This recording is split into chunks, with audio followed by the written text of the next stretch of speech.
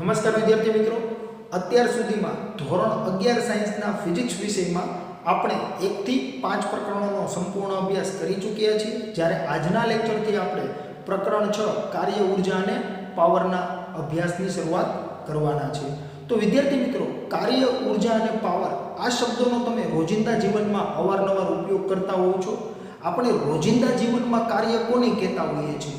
તો કે કોઈ ખેડૂત ખેતર ખેડી રહ્યો છે, કોઈ બાળક દોરડા કૂદ રમી રહ્યો છે, કોઈ બાળક રસ્તા પર દોડી રહ્યો છે, કોઈ વ્યક્તિ સાયકલ ચલાવી રહી છે, કોઈ વ્યક્તિ વજન ઉંચકીને જઈ રહી છે, અથવા કોઈ મહિલા પોતાનું ગૃહ કાર્ય કરી રહી છે, અથવા તો કે કોઈ મહિલા રસોઈ બનાવે છે, તો તે બધા જ કાર્ય કરે છે તેવું આપણે કહેતા હોઈએ છીએ। તો વિદ્યાર્થી મિત્રો, ભૌતિક વિજ્ઞાનની ભાષામાં અથવા તો કે ફિઝિક્સમાં કાર્યને ચોક્કસ રીતે વ્યાખ્યાયિત કરવામાં આવેલું છે। ત્યારબાદની આપણે વાત કરીએ તો આપણે રોજિંદા જીવનમાં ઉર્જા કોને કહેતા હોઈએ છીએ? તો કે રોજિંદા જીવનમાં આપણે જો કોઈ બે બાળકો દોડી રહ્યા હોય, તે પૈકી એક બાળક ધીમી ગતિથી દોડે છે અને એક બાળક ખૂબ ઝડપથી દોડી રહ્યું છે, તો જ્યારે ફાઇનલ લાઇન ક્રોસ કરે ત્યારે આપણે એવું કહેતા હોઈએ છીએ કે જે ઝડપથી દોડીને પહેલાં ફાઇનલ લાઇન ક્રોસ કરે છે તેનામાં ઉર્જા વધુ છે, જ્યારે જે ધીમી ગતિથી દોડીને મોડેથી ફાઇનલ લાઇન ક્રોસ કરે છે તેનામાં ઉર્જા ઓછી છે। એટલે કે કાર્ય કરવાની ક્ષમતાને આપણે ઉર્જા કહેતા હોઈએ છીએ અને ભૌતિક વિજ્ઞાનમાં પણ ઉર્જાને કાર્ય કરવાની ક્ષમતા વડે જ દર્શાવવામાં આવતું હોય છે। ત્યારબાદની વાત કરીએ તો કે આપણે પાવર કોને કહેતા હોઈએ છીએ? તો કે તમે જ્યારે ક્રિકેટ મેચ જોઈ રહ્યા હો ત્યારે કોઈ ક્રિકેટર જે છે તે એકદમ ઝડપથી બેટ ઘુમાવે છે અને બોલને બાઉન્ડ્રીની બહાર ફેંકી દે છે, ત્યારે આપણે એવું કહીએ છીએ કે એણે પાવરફુલ શોટ માર્યો, બરાબર। ત્યારબાદ આપણે અન્ય ઉદાહરણ લેવું હોય તો તમે એવું કહી શકો કે જ્યારે કોઈ બે બોક્સરો ફાઇટ કરી રહ્યા છે, એ દરમિયાન કોઈ ઝડપથી પંચ મારે છે ત્યારે આપણે એવું કહીએ કે આને પાવરફુલ પંચ મારેલો છે, અથવા તો કે આને પાવર પંચ માર્યો। તો જે વધુ ઝડપથી થાય છે ને તેને આપણે પાવરફુલ કહેતા હોઈએ છીએ। તો ફિઝિક્સમાં પણ કંઈક એવી રીતે જ પાવરને વ્યાખ્યાયિત કરવામાં આવે છે। તો વિદ્યાર્થી મિત્રો, કાર્ય ઉર્જા અને પાવરને સમજવા માટે સૌપ્રથમ તો તમારે અદિશ ગુણાકાર સમજવા પડે, અને એટલા માટે જ તમને ટેક્સ્ટ બુકમાં પ્રસ્તાવના બાદ અદિશ ગુણાકાર આપેલા છે અને અદિશ ગુણાકાર આધારિત ઉદાહરણ 6.1 આપેલું છે। પરંતુ આપણે જ્યારે પ્રકરણ 4 નો અભ્યાસ કરી રહ્યા હતા ત્યારે આપણે અદિશ ગુણાકારને વિગતે સમજી ચૂક્યા છીએ, અથવા તો કે અદિશ ગુણાકારનો આપણે વિગતે અભ્યાસ કરી ચૂક્યા છીએ। તો ત્યાં તમને જે પ્રકરણ 6 માં અદિશ ગુણાકાર આપેલું છે તે તમે જાણો જ છો, અને ઉદાહરણ 6.1 જે છે એ તમે જાતે પણ સોલ્વ કરી શકો, એટલા માટે ઉદાહરણ 6.1 જે છે એ તમારે જાતે સોલ્વ કરવું। ત્યારબાદની વાત કરીએ વિદ્યાર્થી મિત્રો, તો તમને અચળ બળ માટે કાર્ય ઉર્જા પ્રમેય આપેલો છે, પરંતુ તે પહેલાં તમારે કાર્ય અને ઉર્જા સમજવું જરૂરી છે। તો આપણે સૌપ્રથમ સમજીએ કાર્ય, ત્યારબાદ આપણે કાર્ય ઉર્જા પ્રમેય સમજવાના છીએ। તો વિદ્યાર્થી મિત્રો, ફિઝિક્સની ભાષામાં અથવા તો કે ભૌતિક વિજ્ઞાનમાં કાર્ય કોને કહેવામાં આવે છે? તો કે કાર્ય જે છે તે કોને કહેવાય? તો જો હું તમને એમ કહું કે આ કોઈ સપાટી છે, આ સપાટી પર એક બ્લોક પડેલો છે, આ બ્લોક પર આ રીતે કંઈક બળ લાગે છે, બરાબર, અને આ બ્લોક જે છે તે આ રીતે સમચિત દિશામાં સ્થાનાંતર કરીને અહીંયા પહોંચે છે। આ દરમિયાન બ્લોક પર લગાડેલું બળ સદિશ F આપણે લઈએ, અને આ જે કંઈ સ્થાનાંતર થયું છે એ સ્થાનાંતરને હું D કહી દઉં છું, બરાબર। તો તમે કાર્યને વ્યાખ્યાયિત કઈ રીતે કરી શકો? તો કે કાર્ય એ બળ અને બળ વડે થતા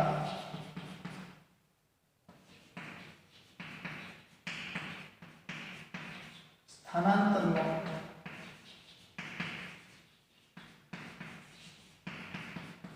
અદિશ ગુણાકાર છે। અહીંયા તમે બળ અને તે બળ વડે થતા સ્થાનાંતરનો અદિશ ગુણાકાર છે તેવું કહી શકો। તો વિદ્યાર્થી મિત્રો, અદિશ ગુણાકાર છે એવું કીધું તો W તમે શું લખશો? તો કે F × D। આપણે સ્થાનાંતરને અહીંયા d વડે દર્શાવીએ છીએ અને બળને કેપિટલ F વડે દર્શાવીએ છીએ. હવે જો તમને એવું થતું હશે કે અહીંયા સદિશ છે, અહીંયા સદિશ છે, તો અહીંયા કેમ સદિશ રાશિ નથી?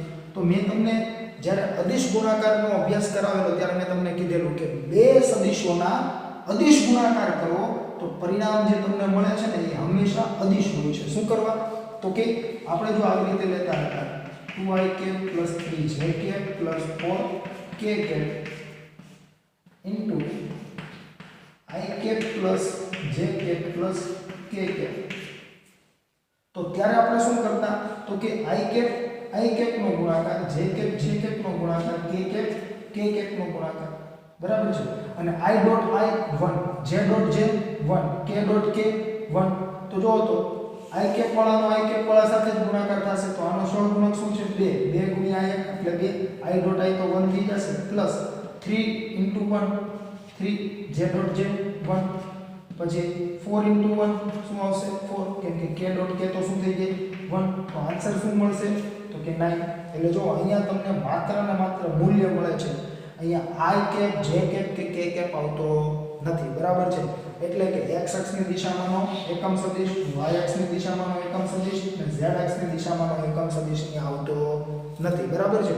તો એટલા માટે કાર્ય જે છે તે કેવી રાશિ થશે? અદિશ રાશિ થશે, બરાબર છે. અને કાર્યનો એકમ શું થાય? તો કે બળનો એકમ શું હોય? ન્યૂટન. સ્થાનાંતરનો એકમ શું હોય? મીટર. તો કાર્યનો એકમ શું થઈ જશે? ન્યૂટન * મીટર, અથવા તો કે તમે એને જૂલ પણ કહી શકો. જેમ પ્રેસ્કોટ જૂલ જે વૈજ્ઞાનિક હતા તેમની યાદમાં આનો એકમ જે છે તે જૂલ પણ લેવામાં આવતો હોય છે. તો વિદ્યાર્થી મિત્રો F.d જે છે તેને તમે શું કહેતા હો છો? તો કે F * d cos θ. આપણે અદિશ ગુણાકારને જ્યારે વ્યાખ્યાયિત કરેલું ત્યારે મેં તમને કીધું હતું કે તમે A.d લ્યો તો તમને શું મળશે? AB cos θ. અને સદિશ ગુણાકાર લેતા હોય તો શું મળે? AB sin θ અને n કેપ. તો જ્યાં થીટા છે એ શું હશે? તો કે F અને d વચ્ચેનો કોણ. જો તો સ્થાનાંતર આ દિશામાં થાય છે ને સમક્ષિતિજ દિશામાં થાય છે, જો બરાબર છે. તો F અને d વચ્ચેનો કોણ જે છે એ શું હશે? થીટા હશે, બરાબર છે. તો જો તો FD cos θ લખું છું તો હું આવું લખી શકું F cos θ * d.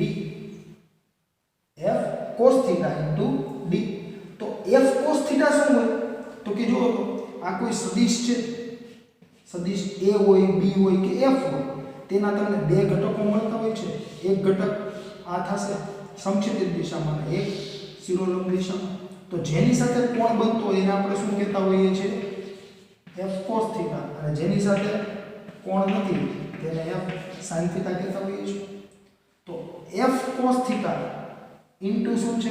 સ્થાનાંતર. તો તમે એવું કહી શકો કે બળનો સ્થાનાંતરની દિશામાંનો ઘટક. જો બળનો સ્થાનાંતરની દિશામાંનો ઘટક, કેમ કે બ્લોકનું સ્થાનાંતર કઈ તરફ થયું છે? સમક્ષિતિજ દિશામાં. અને બળનો આપણે ઘટક પણ કયો લીધો છે? સમક્ષિતિજ ઘટક. તો તમે કાર્યને એ રીતે પણ વ્યાખ્યાયિત કરી શકો કે કોઈ બળ વડે થતું કાર્ય બળના સ્થાનાંતરની દિશામાંના ઘટક અને સ્થાનાંતરના મૂલ્યના ગુણાકારને કહેવામાં આવે છે, બરાબર છે. એટલે જો તમે ટેક્સ્ટ બુકમાં જોશો તો તમને બળને એ રીતે પણ વ્યાખ્યાયિત કરેલું આપેલું છે કે બળ વડે થતું કાર્ય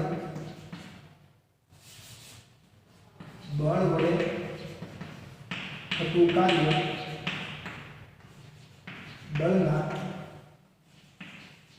સ્થાનાંતરની દિશામાંના ઘટક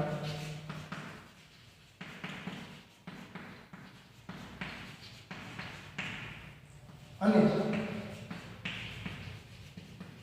સ્થાનાંતરના મૂલ્યના ગુણન વડે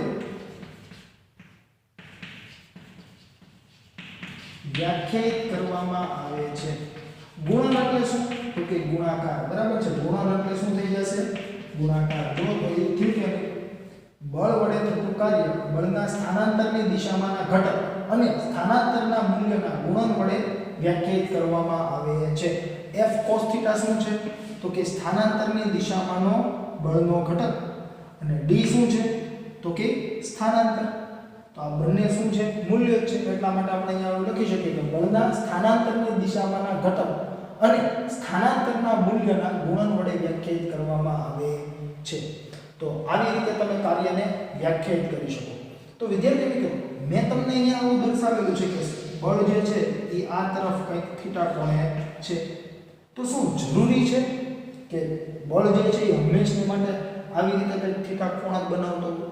ઘણીવાર બળ જે છે એ સ્થાનાંતરની દિશામાં પણ હોઈ શકે, ઘણીવાર સ્થાનાંતરની વિરુદ્ધ દિશામાં પણ હોઈ શકે, ઘણીવાર સ્થાનાંતરને લંબ પણ હોઈ શકે. તો આવા કિસ્સાઓમાં તમને કાર્ય શું મળે તો એ પણ આપણે જોવું પડશે. ત્યારબાદની હું તમને વાત કરું તો ઘણીવાર વિદ્યાર્થી મિત્રો એવું બનતું હોય કે બળ લાગતું હોય છે, ઘણું મોટા પ્રમાણમાં બળ લાગતું હોય છે, તેમ છતાં કાર્ય શૂન્ય હોય. તેનું ઉદાહરણ આપવું હોય તો શું આપી શકો? તો કે જો હું મારા હાથ વડે આ જે કઈ દિવાલ છે તેના પર ખૂબ જ બળ લગાડું છું, બરાબર છે, તેમ છતાં દિવાલનું કંઈ પણ સ્થાનાંતર થતું નથી. દિવાલ જેમ છે એમ જ રહી છે, સ્થિરની સ્થિર. જો ખૂબ જ બળ લગાડ્યું તો આ જે ડી છે ને એ ડી શું થઈ ગયો? 0. સ્થાનાંતર નથી થતું તો ડી શું લખાય? 0. તો ડબલ્યુ શું મળી જાય? 0. એટલે કે કાર્ય શૂન્ય હશે. ક્યારે? જો સ્થાનાંતર શૂન્ય હોય તો કાર્ય શૂન્ય, જો બળ શૂન્ય ને તો પણ કાર્ય શૂન્ય. હવે હું તમને એમ કહું કે કોઈ ઢોળાવવાળી સપાટી છે, બરાબર, અથવા તો કે કોઈ લીસી સમચિતિત સપાટી છે, એકદમ લીસી એટલે ઘર્ષણ હશે નહીં, તો તેના પર કોઈ બ્લોક જે છે તે ગતિ કરી રહ્યો હોય તો બળ તો શું હશે? શૂન્ય. કેમ કે જો તો સપાટી એકદમ લીસી છે તો ઘર્ષણ હશે નહીં, તો કોઈ પણ જાતનું સ્થાનાંતરની દિશામાં બળ નથી, તેમ છતાં એ બ્લોક શું કરતો હશે? સરકતો હશે. તો એવા કિસ્સામાં બળ શૂન્ય હોવા છતાં પણ તમને ત્યાં કંઈક સ્થાનાંતર મળે છે તો પણ ત્યાં તમે કાર્ય જે છે એ શું કહેશો? તો કે શું હશે? શૂન્ય. સમજે છે હું શું કહું છું? જો બળ શૂન્ય તો કાર્ય શૂન્ય, જો સ્થાનાંતર શૂન્ય તો પણ કાર્ય શૂન્ય. અને આ બંનેના મેં તમને ઉદાહરણ આપ્યા. જો d 0 ક્યારે હોઈ શકે? તો કે જો તો મેં ઘણા મોટા પ્રમાણમાં બળ લગાડ્યું દિવાલ પર, બરાબર છે, તેમ છતાં દિવાલનું સ્થાનાંતર નથી થતું તો કાર્ય શૂન્ય. બીજું આપણે આ ઉદાહરણ શેના માટે લીધું? તો કે બળ જે છે ને એ બળ શૂન્ય ને તો પણ કાર્ય શૂન્ય. જે મેં તમને ઉદાહરણ આપ્યું કે એકદમ લીસી સમચિતિત સપાટી છે તેના પર જો કોઈ બ્લોક સરકી રહ્યો છે અથવા તો કે સ્થાનાંતર કરી રહ્યો છે તો ત્યાં ઘર્ષણ તો શું હોય છે? શૂન્ય. અને તમે કોઈ બળ કન્ટિન્યુઅસલી લગાડતા નથી, તેમ છતાં એ ગતિમાં હશે અને કંઈક સ્થાનાંતર કરશે, તો તમે એવું કહી શકો કે ત્યાં બળ શૂન્ય હોવાને લીધે કાર્ય શું હશે? શૂન્ય હશે. ત્યાર પછીના આપણે જો કિસ્સાઓ અન્ય જોવા હોય, કેવા કિસ્સાઓ? તો કે w 0 માટેના, બરાબર છે, તો તમે એવું પણ કહી શકો કે જો બળ અને સ્થાનાંતર બંને એકબીજાને પરસ્પર લંબ હશે ને તો પણ કાર્ય શૂન્ય હશે. કેમ? તો કે જો તો અહીંયા fd cos θ છે, અહીંયા θ જો 90 ડિગ્રી હોય એટલે કે આ બળ જે છે એ આ તરફ લાગવાને જગ્યાએ જો આવી રીતે લાગતું હોય તો બ્લોક પર, આ કોઈ બ્લોક છે અને સ્થાનાંતર આ તરફ થાય છે, સમજો, અને બ્લોક અહીંયા પહોંચે છે, સ્થાનાંતર અહીંયા આપણે d લઈ લઈએ, બરાબર છે, તો પણ કાર્ય શું મળશે? તમને શૂન્ય મળશે. કેમ? તો કે બળ અને સ્થાનાંતર જે છે એ પરસ્પર કેવા છે? એકબીજાને લંબ છે, એટલા માટે પણ તમને કાર્ય શૂન્ય મળી શકે. અને આનું જો તમને ઉદાહરણ આપવું હોય તો હું તમને એમ કહું કે પૃથ્વી છે એ પૃથ્વીની ફરતે આ જે કઈ વર્તુળાકાર કક્ષા આપણે એક્ઝેક્ટ લઈ લઈએ, જો આ કક્ષામાં ચંદ્ર પરિભ્રમણ કરતો હોય એ દરમિયાન તમે તાત્ક્ષણિક સ્થાનાંતર લો, તત્કાલીન સ્થાનાંતર એટલે કે જે તે બિંદુ આગળ તો કઈ તરફ મળતું હોય છે? તો કે સ્પર્શકની દિશામાં મળતું હોય છે, બરાબર છે. તો અહીંયા જે કઈ ગુરુત્વાકર્ષણ બળ હશે ને પૃથ્વીનું એ શું કરતું હોય છે? તો કે ચંદ્રની જે કઈ ગતિ છે તેને વર્તુળાકાર કરાવી રહ્યું હોય છે. નહીતર વાસ્તવમાં આપણે અભ્યાસ કરી ચૂક્યા છીએ કે કોઈ પણ પદાર્થ જે છે તે સ્પર્શકની દિશામાં વેગ ધરાવતો હોય છે. તો જો એ સ્પર્શકની દિશામાં ગતિ કરતો નથી, જેનું કારણ શું હોય છે? કેન્દ્રગામી બળ, જે અહીંયા કોણ પૂરું પાડતું હોય છે? તો કે પૃથ્વીનું ગુરુત્વાકર્ષણ બળ. તો અહીંયા બળ અને આ જે કાંઈ તાત્ક્ષણિક સ્થાનાંતર, જો હું તત્કાલીન સ્થાનાંતર એવું કહું છું. કેમ? તો કે અહીંયા જે કંઈ વેગની આપણે વાત કરીએ છીએ ને એ તત્કાલીન વેગ છે, અને તત્કાલીન વેગને લીધે તત્કાલીન સ્થાનાંતર આ તરફ જ હોય છે, બરાબર છે. તો તમને ત્યાં શું મળશે કાર્ય? તો કે શૂન્ય. કેમ? તો કે આ જો તો વર્તુળની ત્રિજ્યા થઈ ગઈ, આ સ્પર્શક થઈ ગયો, જે એકબીજાને કેવા હોય? લંબ હોય, તો પણ તમને કાર્ય શું મળે? શૂન્ય મળે. અથવા તો આપણે સાદી ભાષામાં કેવું હોય તો કે જો બળ આવી રીતે લંબ હોય કોને? તો કે સ્થાનાંતરને, તો કાર્ય શું હશે? શૂન્ય હશે. તો ત્યાર પછીની આપણે વાત કરીએ વિદ્યાર્થી મિત્રો, તો કે ખૂણાને આધારિત આપણે વાત કરવી છે. તો કે થીટા = 0 હોય, થીટા = 90 ડિગ્રી હોય, થીટા = 180 ડિગ્રી હોય, તો તમને કાર્ય શું મળે? તો કે થીટા = 0 ડિગ્રી એટલે કે બળ જે છે તે પણ આ દિશામાં અને સ્થાનાંતર પણ આ દિશામાં, એટલે કે F ના D. તો W = શું મળશે તમને? FD cos θ. cos θ શું છે? 0, બરાબર, કેમ કે θ = 0 ડિગ્રી. તો અહીંયા તમને શું મળશે? F * D. ક્યારે? જ્યારે θ = 0 હોય ત્યારે. જો θ = 180 ડિગ્રી હશે તો એનો મતલબ શું થઈ ગયો? તો કે બળ જે છે એ આ દિશામાં લાગે છે અને સ્થાનાંતર જે છે તે પરસ્પર વિરુદ્ધ દિશામાં છે. તો કાર્ય તમને શું મળશે? તો કે W = FD cos 180 ડિગ્રી અને cos 180 ડિગ્રી શું હોય? -1, એટલે તમને શું મળશે? -FD. બરાબર છે. એટલે જેની તમારે ખાસ નોંધ લેવી. ત્રીજો કિસ્સો તો કે θ = 90 ડિગ્રી, જેને તમને અહીંયા સમજાવ્યું એ મુજબ કે જો θ = 90 ડિગ્રી હોય તો બળ જે છે તે બળ અને સ્થાનાંતર બંને એકબીજાને કેવા હશે? પરસ્પર લંબ હશે. તો આને આપણે સદિશ F કહીએ અને આને આપણે સદિશ D કહીએ. તો W = તમને શું મળશે? તો કે FD cos 90 ડિગ્રી, તો શું મળશે? તો કે 0. કેમ? કેમ કે અહીંયા જો બળ અને સ્થાનાંતર બંને એકબીજાને પરસ્પર લંબ છે. તો આ તમારે ખાસ નોંધ લેવી. અને વિદ્યાર્થી મિત્રો, તમને જો એવું થતું હોય કે સરે અહીંયા કીધું કે આ બંને લંબ છે તો 0 હોય, 180 ડિગ્રી છે તો -FD હોય, θ = 0 ડિગ્રી હોય તો FD હોય, તો આવા કિસ્સાઓ જે છે તે ખૂબ જ ઓછા આવતા હશે. તો કે ના, આવા કિસ્સાઓ તમને ઘણીવાર ઘણી જગ્યાએ જોવા મળશે.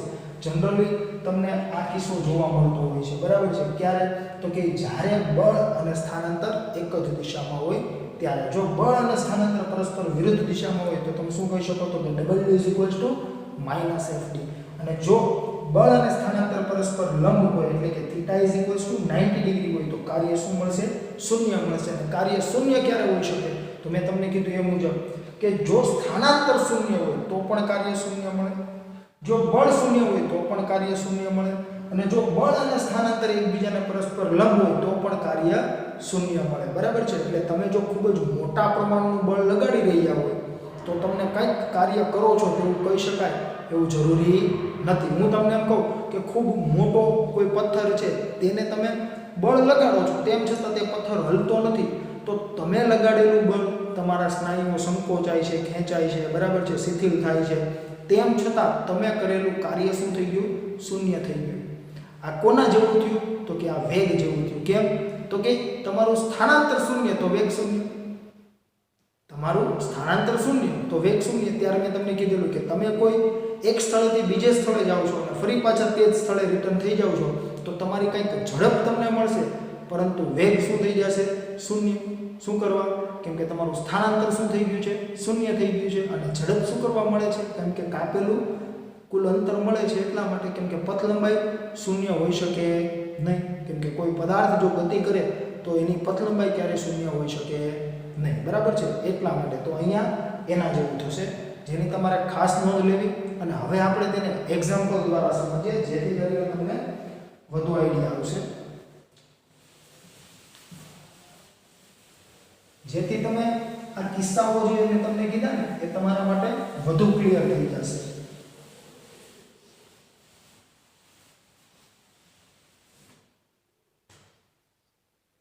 હું તમને એમ કહું કે આ જે આપણે આકૃતિ ડ્રો કરેલી ને એ મુજબની જે આપણે વાત કરીએ. પહેલા આ કોઈ 10 kg દળનો બ્લોક છે. આ બ્લોક પર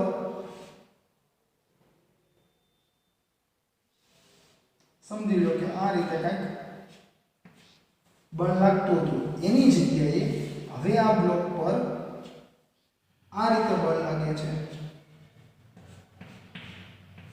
F. અને આ બ્લોક જે છે તે અહીંયા પહોંચે છે. એ દરમિયાન તેનું થયેલું સ્થાનાંતર આપણે ડી જે છે તેને એવું કહી દઈએ કે 5 મીટર છે. બરાબર છે. અને બળ જે છે તેનું મૂલ્ય આપણે 10 ન્યૂટન લઈ લઈએ અથવા તો કે ચાલો મોટું લઈએ 50 ન્યૂટન લઈ લઈએ. તો તમારે જો આના માટે ક્વેશ્ચન બનાવવો હોય તો શું બની શકે?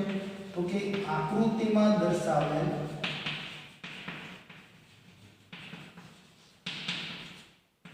દસ કેજી દળ ધરાવતા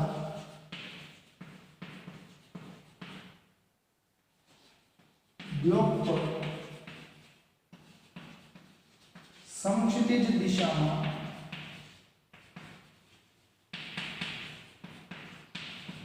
50 ન્યૂટનનું બળ લગાડતા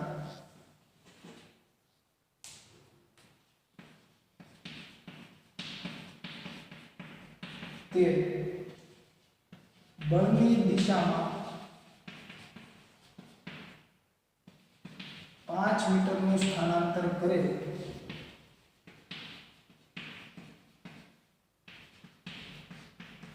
તો બ્લોક પર બાહ્ય બળ વડે થતું કાર્ય શોધો અથવા તો કે સાથે આપણે ઉમેરી દઈએ બાહ્ય બળ અને ઘર્ષણ બળ વડે થતું કાર્ય શોધો જેથી કરીને તમને આ જે બળનો કોન્સેપ્ટ છે તે વધુ ક્લિયર થાય. ઘર્ષણ બળ વડે થતું કાર્ય શોધો જ્યાં આપણે મ્યુ ની વેલ્યુ જે છે ને તે 0.1 લઈ લઈએ. બરાબર છે. તો જો તો ઘર્ષણ બળ કઈ તરફ હશે? સમક્ષિતિજ દિશામાં, પરંતુ ગતિની વિરુદ્ધ દિશામાં. જે શું થઈ જશે? ફ્રિક્શન એટલે કે સ્મોલ f. આપણે જો તો બાહ્ય બળ કયું છે? Capital F. અહીંયા આપણે બળનો ઉલ્લેખ કરેલો છે એટલે એ બાહ્ય બળ જ હોય. બરાબર છે. તેમ છતાં તમને એવું હોય તો અહીંયા લખી દેવું કે બાહ્ય બળ. બરાબર. તો જો તો કેપિટલ F વડે થતું કાર્ય પણ શોધવાનું છે અને સ્મોલ f એટલે કે ઘર્ષણ વડે થતું કાર્ય પણ શોધવાનું છે. અને મેં અહીંયા તમને એવું લખેલું છે કે બ્લોક પર ઘર્ષણ બળ વડે અને બાહ્ય બળ વડે થતું કાર્ય શોધો. તો વિદ્યાર્થી મિત્રો જો અહીંયા બ્લોક પર ઘર્ષણ બળ વડે અને બાહ્ય બળ વડે થતું કાર્ય એટલે તે ખાસ તમારે સમજવું જરૂરી છે. જો તો બળ કોના ઉપર લાગે છે? તો કે બ્લોક ઉપર. તો સ્થાનાંતર કોનું થાય છે? બ્લોકનું. તો કાર્ય કોના ઉપર થયું? તો કે બ્લોક પર. બરાબર છે. અહીંયા ખાસ તમારે એ સમજવાનું રહેશે કે બાહ્ય બળ F વડે કોનું સ્થાનાંતર થાય છે? બ્લોકનું. તો કાર્ય કોના ઉપર થયું? તો કે બ્લોક પર. કોના દ્વારા થયું? તો કે બાહ્ય બળ F દ્વારા થયું. બરાબર છે. તો આપણે બાહ્ય બળ F દ્વારા કાર્ય શોધીએ એટલે કે W અહીંયા કેપિટલ F લખું છું એટલે ખબર પડે બાહ્ય બળ F વડે. બરાબર. અથવા તો કે તમે ત્યાં EXT પણ લખી શકો. બરાબર. External force. બરાબર. અથવા અહીંયા આપણે કેપિટલ F એમનું રાખીએ જેથી તમને વધુ આઈડિયા આવશે. EXT લખીશ તો ઓછો ખ્યાલ આવે. EXT એટલે કે એક્સટર્નલ ફોર્સ, બાહ્ય બળ. જો F ઇન્ટુ શું લખીએ છીએ આપણે? D એટલે કે FD cos θ. અહીંયા જો તો આ કેટલું છે? 50. D કેટલો છે? તો કે 5. cos θ કેટલો થઈ જશે? cos 0 જે શું હોય? 1. એટલે તમને અહીંયા કાર્ય કેટલું મળશે? 250 જૂલ. બરાબર છે. એવી જ રીતે W કોના માટે? ફ્રિક્શન માટે શોધવાનું છે. તો અહીંયા તમે કઈ રીતે મેળવશો? એટલે જ મેં તમને કીધું કે આપણે અહીંયા ઘર્ષણનો પણ ઉલ્લેખ કરી દઈએ જેથી કરીને તમને વધુ આઈડિયા આવે. તો જો તો વિદ્યાર્થી મિત્રો આપણે ઘર્ષણ માટે શું લખીએ છીએ? μ * n. બરાબર છે. આ જનરલી હું ઘર્ષણ માટે લખું છું. પછી સ્થિત હોય, ગતિક હોય કે રોલિંગ હોય. બરાબર છે. તો F = μ * n. તો n જે છે એ શું હોય છે? લંબબળ. બરાબર છે. લંબબળ કઈ તરફ હોય? સપાટીને લંબ. તો જુઓ તો લંબબળ આ તરફ છે તો ઉધ્વ દિશામાં એનો કોઈ પ્રવેગ છે? તો કે નથી. ઉધ્વ દિશામાં જો કોઈ પ્રવેગ ન હોય એનો મતલબ શું થઈ ગયો? તો કે જેટલું લંબબળ હશે ને એટલું જ ગુરુત્વાકર્ષણ બળ mg નીચે તરફ હશે. એટલે n = તમે શું લખી શકો? mg લખી શકો. બરાબર. જે તમારે ખાસ સમજવું. તો જો તો અહીંયા FD cos θ = F એટલે શું થઈ જાય? μ * n D cos θ. હવે થીટા કેટલો થશે અહીંયા તો કે 180 ડિગ્રી થશે કેમ કે જો સ્થાનાંતર આ તરફ અને ઘર્ષણ બળ વિરુદ્ધ દિશામાં તો કે 180 degree is equals two minus mu n into d કેમ કે 180 ડિગ્રી હોય cos તો શું હોય માઈનસ અને અહીંયા તમારે એવું હોય તો n is equals two mg લખી દઈએ અને ગુણ્યા d કરી દઈએ બરાબર અહીંયા કારણ લખી દેવાનું n is equals two mg તો હવે જો તો બધાની વેલ્યુ મૂકી દઈએ 0.1 ગુણ્યા m કેટલો છે તો કે 10 kg g કેટલો લઈએ છે 10 અને સ્થાનાંતર કેટલું છે 5 તો જો તો 0.1 * 10 એટલે એ તો 1 થઈ ગયું તો 10 ગુણ્યા 5 એટલે શું મળશે 50 જૂલ પણ કેવા -50 જૂલ તો આ જો કાર્ય થઈ ગયું કોના વડે તો કે ઘર્ષણ વડે આ કાર્ય કોના વડે તમને મળ્યું છે તો કે બાહ્ય બળ વડે બ્લોક પર થતું કાર્ય તો આવી રીતે તમે કાર્ય મેળવી શકો જેની તમારે ખાસ નોંધ લેવી વિદ્યાર્થી મિત્રો અને કાર્યનો એકમ શું હોય તેનો તમને ખાસ ખ્યાલ હોવો જોઈએ જૂલ જે મેં તમને હમણાં સમજાવ્યું કે F * d એટલે કે બળ ગુણ્યા સ્થાનાંતર બળનો એકમ ન્યૂટન * મીટર પણ જેમ્સ પ્રેસ્કોટ જૂલ જે વૈજ્ઞાનિક હતા તેમના માનમાં એનો એકમ શું લઈએ છીએ આપણે જૂલ અને જો જૂલ જે છે એ આપણે ઊર્જાનો એકમ પણ કહીએ છીએ અને આપણે જાણીએ છીએ કે કાર્ય અને ઊર્જાનું પારિમાણિક સૂત્ર સમાન હોય છે જે આપણે અગાઉ જોઈ પણ ગયા છીએ એટલે મેં અત્યાર સુધી એનો ઉલ્લેખ નથી કરેલો જો તો બળનું શું હોય m1 l1 t - 2 અને લંબાઈ થઈ ગઈ સ્થાનાંતર થયું એટલે અંતર અથવા લંબાઈ તમે કહી શકો તો શું થઈ ગયું l1 l1 એટલે l2 તો m1 l2 t - 2 જે આપણે જાણીએ છીએ કાર્ય અને ઊર્જાનું પારિમાણિક સૂત્ર છે એટલા માટે ઊર્જા અને કાર્યનો એકમ પણ કેવો છે સમાન છે ત્યાર પછીની વાત કરીએ વિદ્યાર્થી મિત્રો તો તમને એવું થતું હશે કે સરે અહીંયા જો તો cos થીટા જે છે તેમાં થીટા 0 વાળો કિસ્સો લીધો અને થીટા 180 ડિગ્રી વાળો કિસ્સો લીધો તો સરે તો હમણાં 90 ડિગ્રીની વાત કરેલી તો 90 વાળો કિસ્સો શું હોઈ શકે તો કે જો આનો આ જે કઈ ક્વેશ્ચન છે ને એમાં માત્ર બળના નામ બદલી નાખવાના છે એટલે ડાયરેક્ટલી થીટા 90 ડિગ્રી વાળો કિસ્સો બની જાય કઈ રીતે બનશે તો કે હું અહીંયા એવું કહી દઉં કે બ્લોક પર ગુરુત્વાકર્ષણ બળ વડે અને લંબ બળ વડે થતું કાર્ય શોધો તો એ શું થઈ ગયું 90 ડિગ્રી વાળો કિસ્સો બની જશે કેમ કે ગુરુત્વાકર્ષણ બળ જે છે એ શિરોલંબ અધો દિશામાં હોય છે અને લંબ બળ જે હોય છે તે ઉધ્વ દિશામાં હોય છે એટલે કે જો આપણે આકૃતિ થોડી નીચે દોરીએ એટલે તમને વધુ આઈડિયા આવે આ 10 kg બરાબર છે મેં તમને કીધું સંચિતિત દિશામાં બળ લાગે છે ભલે લાગતું સ્થાનાંતરે સંચિતિત દિશામાં કરે છે ભલે થતું તો આ શું થઈ જશે 10 kg બરાબર છે હવે અહીંયા તમને એવું કીધું છે કે સ્થાનાંતર જે છે તે 5 મીટર જેટલું થાય છે જો આવી રીતે તમને સ્થાનાંતરની બધી માહિતી આપે તો તમે ગુમરાહ થવાનું નથી બરાબર છે તમને પૂછેલું છે શું તો કે ગુરુત્વાકર્ષણ બળ વડે થતું કાર્ય અને લંબ બળ વડે થતું કાર્ય તો આપણે એ જોવાનું આપણે આ બળને ત્યારે ધ્યાનમાં લેવાનું નહીં તો જો તો ગુરુત્વાકર્ષણ બળ કઈ તરફ શિરોલંબ અધો દિશામાં કેટલું હોય mg જેટલું અને લંબ બળ જે કઈ તરફ હોય તો કે સપાટીને લંબ ઉપર તરફ આ શું થઈ ગયું કેપિટલ M એટલે કે લંબ બળ તો આ બંને માટે આપણે શોધવાનું છે કાર્ય બરાબર છે તો જો શું મળશે તો કે જોતા જ તમને ખબર પડી જશે બંને માટે 0 આવશે કેમ કે સ્થાનાંતર આ દિશામાં થાય છે સમક્ષિતિજ દિશામાં થાય છે બરાબર છે જ્યારે n પણ સ્થાનાંતરના લંબ છે અને mg પણ સ્થાનાંતરને લંબ છે તો wg એટલે કે fd cos theta is equals to mg into d cos 90 degree is equals to શું આવી ગયું 0 અને એવી રીતે wn is equals to શું મળશે તો કે fd cos theta પરથી તમે એવું કહી શકો f એટલે n dm ને અને cos 90 ડિગ્રી એટલે કાર્ય શું થઈ ગયું 0 જૂલ તો બંને માટે તમને કાર્ય શું મળશે શૂન્ય મળશે અને આ જે આપણો પ્રથમ ક્વેશ્ચન કહી શકાય એટલા માટે મેં તમને અહીંયા આખું સૂત્ર લખેલું છે બાકી તમારે શું કરવાનું તો કે તમને ખબર છે કે બળ અને સ્થાનાંતર જે છે એક જ દિશામાં હોય તો તમારે ડાયરેક્ટ સૂત્ર આ રીતે જ મૂકી દેવાનું F * d જો બંને પરસ્પર વિરુદ્ધ દિશામાં હોય તો લખી દેવાનું W = -F અને જો બંને પરસ્પર લંબ હોય તો ડાયરેક્ટલી લખી દેવાનું w = 0. પરંતુ આ તમને આપણે પ્રથમ ક્વેશ્ચનની વાત કરીએ છીએ એટલા માટે મેં બધું લખેલું છે, બરાબર છે. ત્યારબાદની વાત કરીએ વિદ્યાર્થી મિત્રો તો કે આ સમક્ષિતિજ સપાટી હતી. જો કોઈ ઢોળાવવાળી સપાટી હોય તો તમે કાર્યને કઈ રીતે વ્યાખ્યાયિત કરી શકો? તો પણ સેમ આપણે શું લેવાનું છે તો કે આપણે તો સ્થાનાંતર અને બળનો સ્થાનાંતરની દિશામાંના ઘટકના મૂલ્યનો ગુણાકાર લેવાનો છે. હું તમને એમ કહું કે આવી કોઈ સપાટી છે ઢોળાવવાળી, અહીંયા ખૂણો જે છે એ થીટા છે અને અહીંયા કોઈ બ્લોક પડેલો છે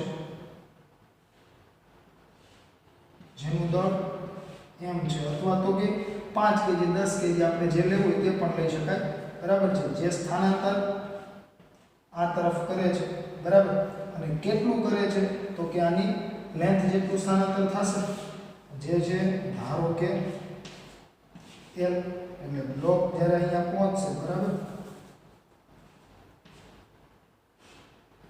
ત્યારે એને કરેલું સ્થાનાંતર કેટલું થઈ જશે તો કે l જેટલું.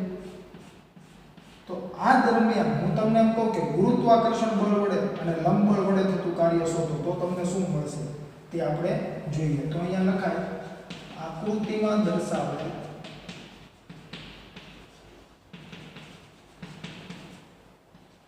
m દળનો બ્લોક l જેટલું સ્થાનાંતર કરીને નીચે પહોંચે ત્યારે ગુરુત્વાકર્ષણ બળ અને લંબ બળ વડે થતું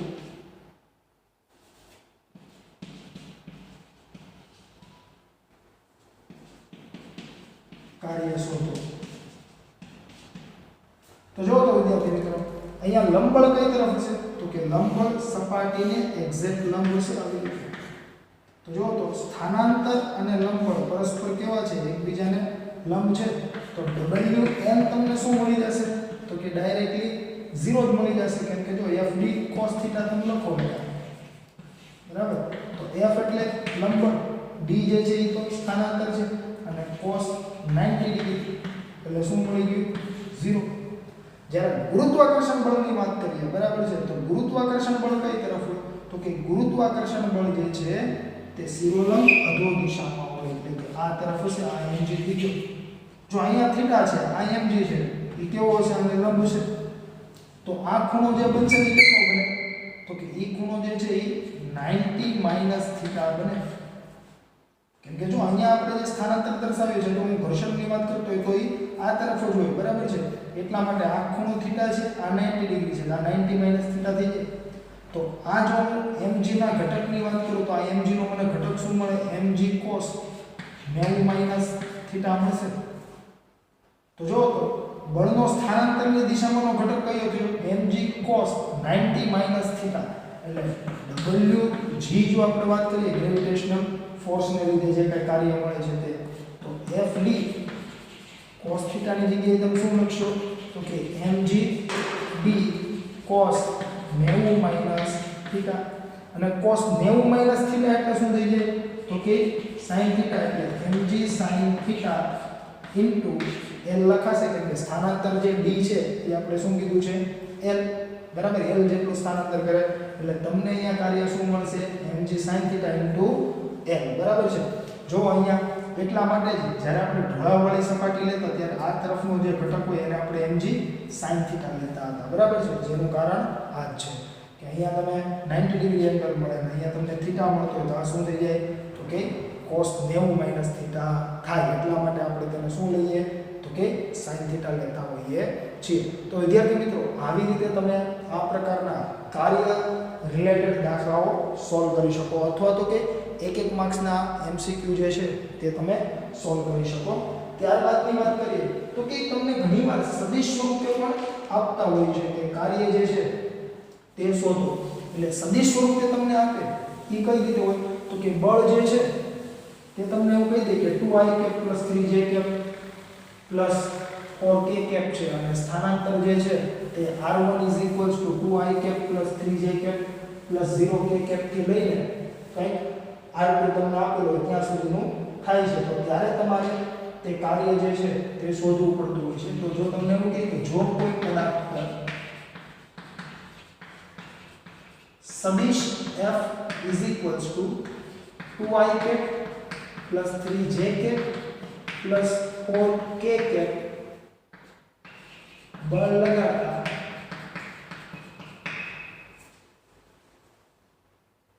પદાર્થ r1 is equals to 2i cap plus j cap plus 0k cap થી r2 बराबर 3i cap plus 2j cap plus 2k cap સ્થાને પહોંચતો હોય તો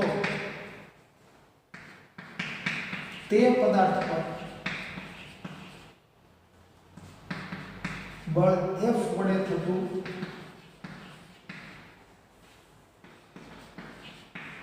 કાર્ય શોધો.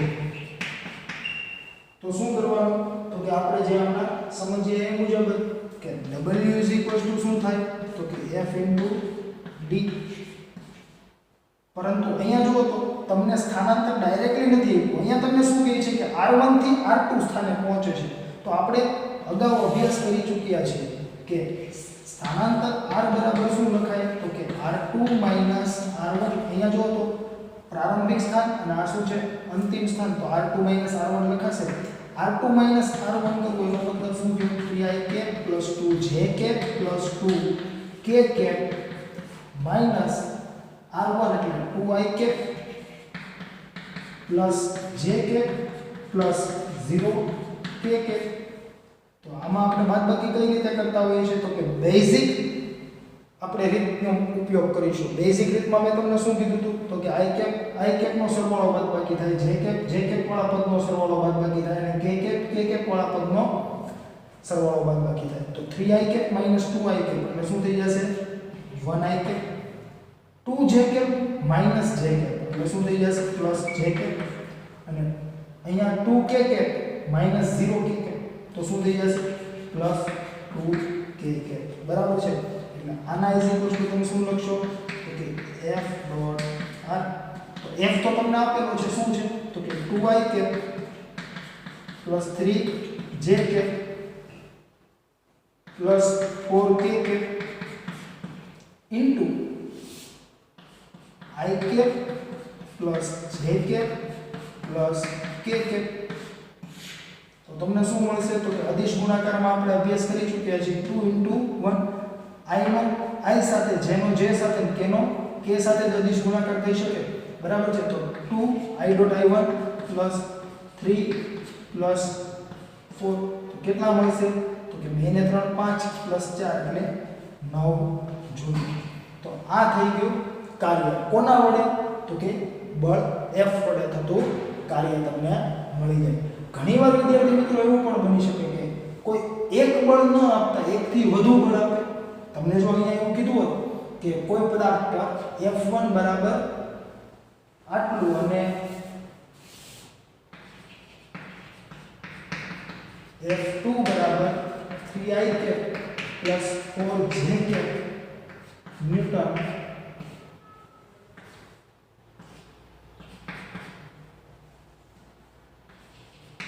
બળ લગાડતા પદાર્થ r1 બરાબર આપણે ચેન્જ કરી દઈએ 3i cap plus j cap plus 2k cap થી r2 બરાબર 4i cap plus 3j cap plus 2k cap અથવા તો કે અહીંયા આપણે 7k cap સ્થાને પહોંચતો હોય તો તે પદાર્થ પર થતું ચોખ્ખું કાર્ય શોધો. હવે જો તો અહીંયા મેં શું ઉલ્લેખ કર્યો છે? ચોખ્ખું કાર્ય શોધો. ચોખ્ખું કાર્ય શોધવું હોય તો અહીંયા જે કાંઈ આપણે F * d લઈએ છીએ ત્યાં બળ પણ કેવું હોવું જોઈએ? ચોખ્ખું બળ હોવું જોઈએ. તો ચોખ્ખું બળ એટલે કે F net અથવા તો કે પરિણામી બળ તમને કઈ રીતે મળતું હોય છે? તો કે આપણે તેનો પણ અભ્યાસ કરી ચૂક્યા છે કે F શું લેવાય તો કે જે કાંઈ તમને બળો આપેલા છે તે બધા જ બળોનો સદિશ સરવાળો કરી દેવાનો, જે આપણે કણના સંતુલન વખતે અભ્યાસ કરી ચૂક્યા છે પ્રકરણ 5 માં. તો F1 + F2 લખાશે. F1 શું છે? તો કે 2i + 3j + 4k + 3i + 4j. તો તમને સદિશ F શું મળશે? તો કે 2 + 3 એટલે 5i + 3 + 4 એટલે શું મળશે? 7j. અને જો અહીંયા 4k અને અહીંયા કાંઈ નથી શું લખાય? +0k એટલે 4k. તો આ શું થઈ ગયું? તો કે સદિશ F અથવા તો કે ચોખ્ખું બળ. હવે જો તો સ્થાનાંતર પણ આપણે શોધવું પડશે. તો સ્થાનાંતર R = શું લખાશે? R2 - R1 = 4i + 3j + 7k - 3i + j + 2k. હવે જો આની બાદબાકી કરો તો i 4i - 3i એટલે શું થઈ જશે? i. આની બાદબાકી કરો તો શું આવશે? 2j પણ કેવા પ્લસ. આની બાદબાકી કરો તો 7 - 2 એટલે કેટલા મળશે? +5k. એકમ શું હોય? મીટર. બરાબર છે. તો જો તો હવે કાર્ય શું મળશે? તો કે W = F.R. F શું છે? તો કે 5i + 7j + 4k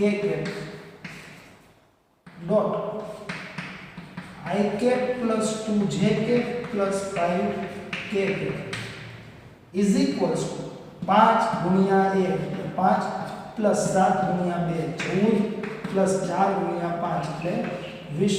તો શું આવી ગયું? તો કે 20 ને 14 કેટલા થશે? 34. 34 ને 5 39 જૂલ. બરાબર. તો આવી રીતે પણ તમને કાર્ય શોધવાનું પૂછે તો તમે આવી રીતે તે સોલ્વ કરી શકો.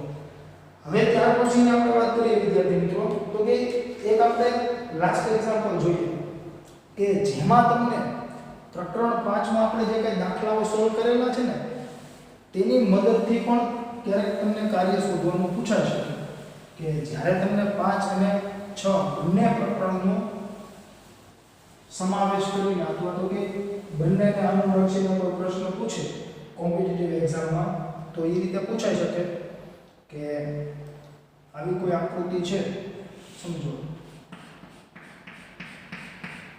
જે આપણે દરગડીવાળી આકૃતિ લેતા ને એ મુજબ તમને એવું કે આવી કોઈ દરગડી છે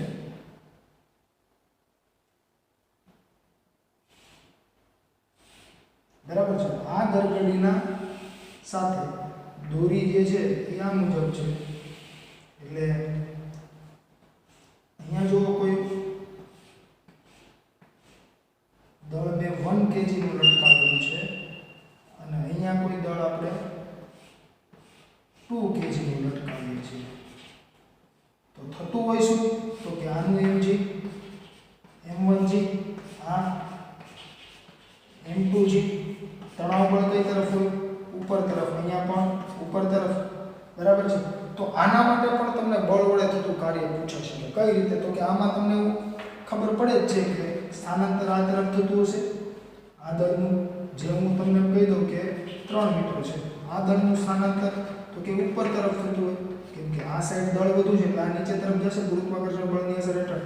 તો જો આ બાજુ 3 મીટર આ નીચે તરફ જાય તો આ 3 મીટર ઉપર તરફ જતું હોય બટ ઓબ્વિયસ છે બરાબર છે. અને અહીંયા પ્રવેગ નીચે તરફ હશે અને અહીંયા જે કાંઈ પ્રવેગ છે એ ઉપર તરફ હશે.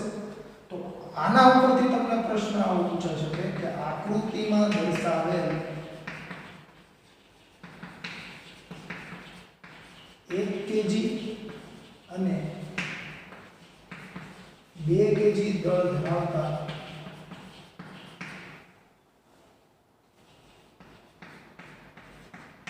બ્લોક માટે 2 કેજી દળનો બ્લોક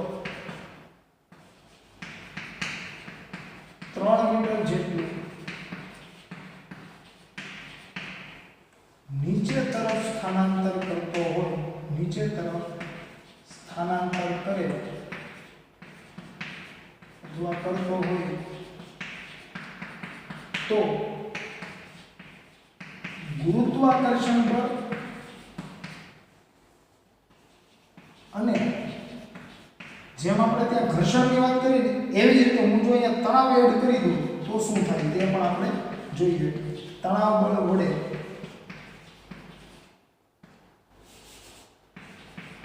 બ્લોક પર થતું કાર્ય શોધો.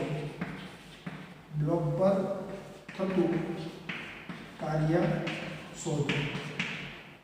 તો જો તો વિદ્યાર્થી મિત્રો અહીંયા તમને ગુરુત્વાકર્ષણ બળ અને તણાવ બળ વડે થતું કાર્ય પૂછેલું છે.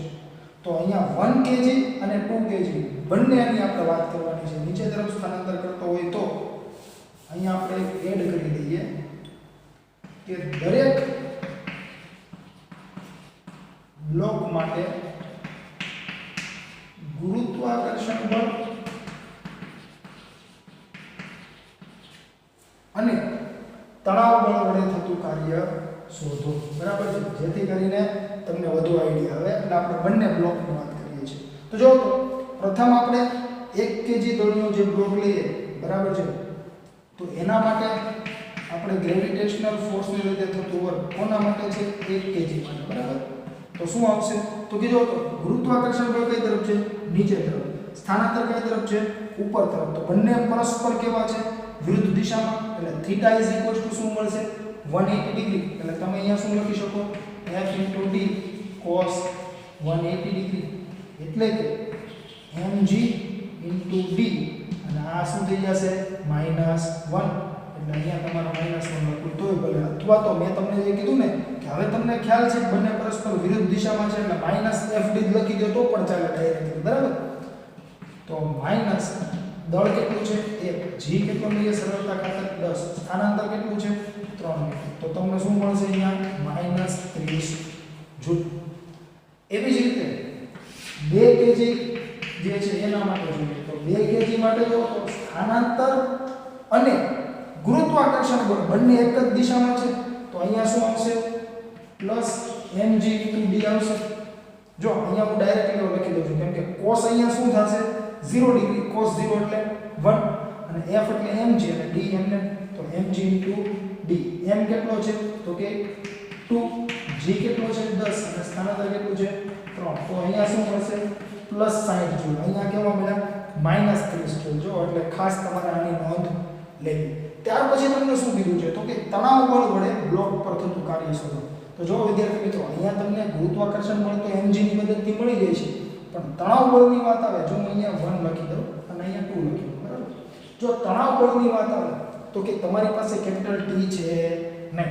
તો કેપિટલ T જે છે તે આપણે 5મા પ્રકરણમાં શીખી ગયા છે કે કઈ રીતે મેળવી શકાય. તો તેનો આપણે ઉપયોગ કરીએ. તો કેપિટલ T મેળવવા માટે તમારે 2 FBD જોવા પડે. એક FBD કોનો બનશે? M1 દળનો. બીજો FBD કોનો બનશે? M2 દળનો. અથવા તો કે 1 કેજી દળનો અને 2 કેજી દળનો. તો આનો જો આપણે FBD લેતા હોય બરાબર છે, તો શું અહીંયા તમે લખી શકો? તો કે આ ઉપર તરફ ચોખ્ખો પ્રવેગ ધરાવે છે તો તણાવ બળ T જે છે ને વધુ હશે કોના કરતા? m1g કરતા. એટલે સૂત્ર શું બની જાય?